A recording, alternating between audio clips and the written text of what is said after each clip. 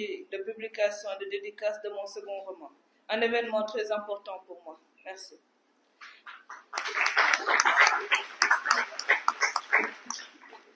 Je voudrais à nouveau commencer par remercier mes très chers parents pour leur amour, leur encadrement, leur soutien indéfectible et surtout pour leur encouragement inlassable, pour me hisser toujours vers le haut et qui ont permis que cette séance ait eu lieu aujourd'hui. Je ne pourrai jamais les remercier assez pour toute leur affection, leur effort sans cesse pour m'offrir le meilleur, leur attention particulière pour prendre soin de moi. Ils sont toujours là quand j'en ai besoin. Mes parents sont les premiers à qui je dédie cette seconde réussite. Je tiens aussi à remercier toute ma famille pour leur soutien, leur prière, leur encouragement, leur affection. Une mention spéciale à mon oncle, tonton Paf. À l'institution Immaculée Conception, en particulier à mes professeurs qui m'ont formé pour me préparer à un avenir radieux et qui me poussent toujours à donner le meilleur de moi-même. Je tiens également à remercier mes répétiteurs, M. Diao Kaba, qui a été le premier à croire en mes talents d'écriture, son petit frère, également appelé M. Diao, ainsi que M. Songo, qui ont beaucoup contribué à la réussite de mon bac, que j'ai obtenu avec la mention bien. Ce livre leur est également dédié. À mes chers amis, qui ont toujours cru en moi, pour leur affection et nos échanges fructueux. Un merci particulier à la maison d'édition L'Harmattan Sénégal, qui m'a fourni l'aide technique d'une bonne qualité dans le processus de publication de ce second ouvrage. Je vous remercie à tous et à toutes, aimable assistance. Vous me permettez de souligner que nous sommes réunis en ce jour pour la présentation de mon second roman intitulé Wutilika. Je voudrais vous exposer sommairement les raisons qui m'ont poussé à rédiger cet ouvrage. Comme vous le savez tous, j'imagine, j'ai toujours été fascinée par les histoires, que j'ai commencé très tôt à écrire moi-même.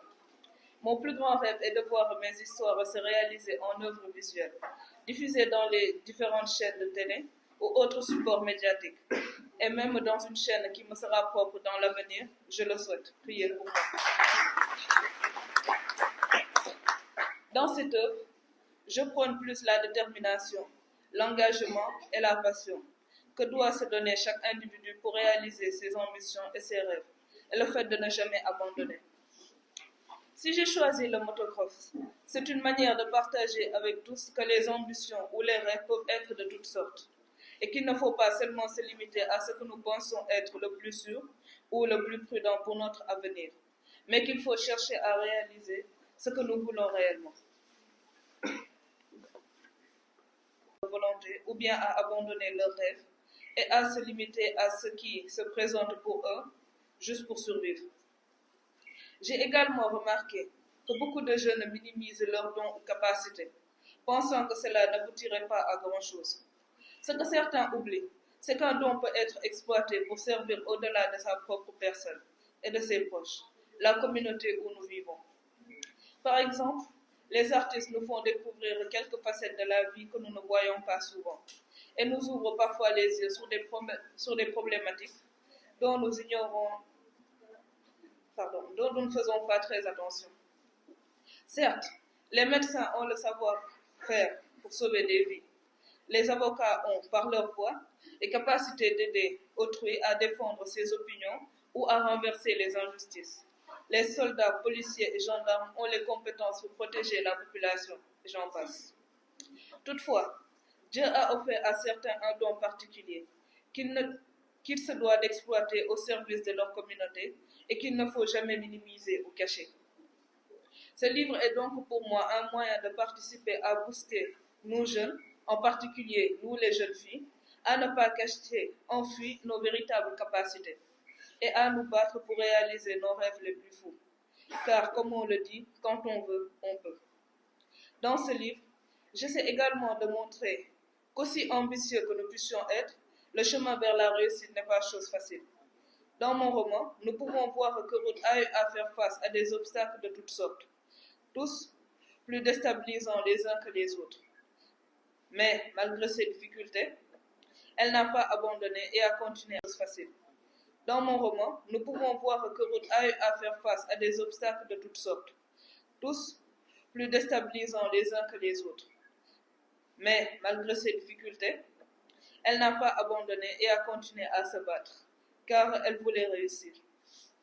Par cela, j'ai voulu montrer que l'abandon est souvent notre pire ennemi, alors que la persévérance paye. Dieu récompense toujours les gens qui se battent, alors il faut continuer à nous battre si nous voulons réussir. J'ajouterai pour finir qu'il faut toujours se fier à sa volonté, plutôt qu'à la volonté de quelqu'un d'autre. Et si vous avez des rêves, essayez de les réaliser. Et ne laissez personne vous décourager ou essayer de vous arrêter.